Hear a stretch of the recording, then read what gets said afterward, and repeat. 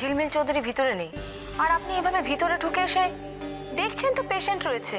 Sorry doctor, আসলে আমি আমার ওয়াইফকে খুঁজছিলাম তাই। আশ্চর্য, পেশেন্ট নিয়ে এসেছেন অথচ তার খোঁজ জানেন না।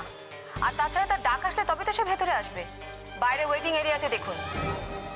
Thank you. হুম।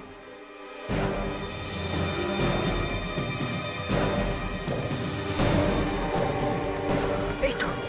আরে কি হলো? কি আবার হবে? নেই ও ভেতরে। সে কি? মা, তুমি এখনো চুপ করে থাকবে? কিচ্ছু বলবে না? ও তোমাকে যা নয় তাই বলে এখানে বসিয়ে রেখে গেল, আর তুমিও সরল মনে ওকে বিশ্বাস করে বসে রইলে। আমার তো তখনই সন্দেহ হচ্ছিল যখন ও বাড়ি থেকে বেরোচ্ছিল। আজকে নিশ্চয়ই ও কিছু একটা ঘটাবে। শোন না, আমি একটু ওই ওয়াশরুমের দিকটা দেখে আসি, ঠিক আছে? তুই এখানেই দাঁড়া।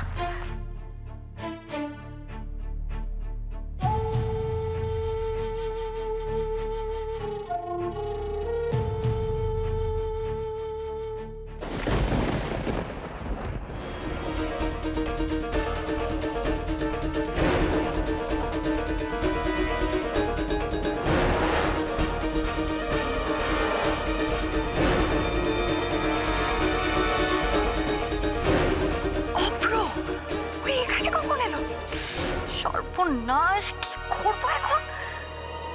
নিশ্চয়ই কিছু সন্দেহ করি এখানে এসেছে। ঠাকুর ঠাকুর, প্লিজ আমাকে রক্ষা করো ঠাকুর। ঠাকুর, তুমি তো কোনোকে কত হেল্প করো, আজ আমার দিকটা একটু ম্যানেজ করে দাও না প্লিজ প্লিজ।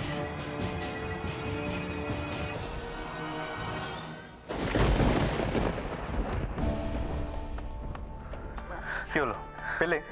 না, কোথাও নেই। তুমি পাবে না মা। মা মা, তুমি এখনো ভাবছো ঝিলমিল এখানে আছে? আমি শিওর যে ও আজকে এখানে কোনো মতলবে এসেছে। ওভাবে কেন বলছিস শুভ্র? দেখ, ডাক্তার দেখানো তো ছিলই, না জেনে শুনে ওভাবে কথা বলতে নেই। ঠিক আছে, ফাইন। তাহলে আমি এখানেই ওর জন্য ওয়েট করছি, দেখি ও কোথা থেকে আসে। মা, আমার যা বোঝার আমার সব বোঝা হয়ে গেছে। অভ্র, মাথা গরম করিস না। দেখ, হয়তো মেয়েটা মা, আমি কিচ্ছু শুনতে চাই না।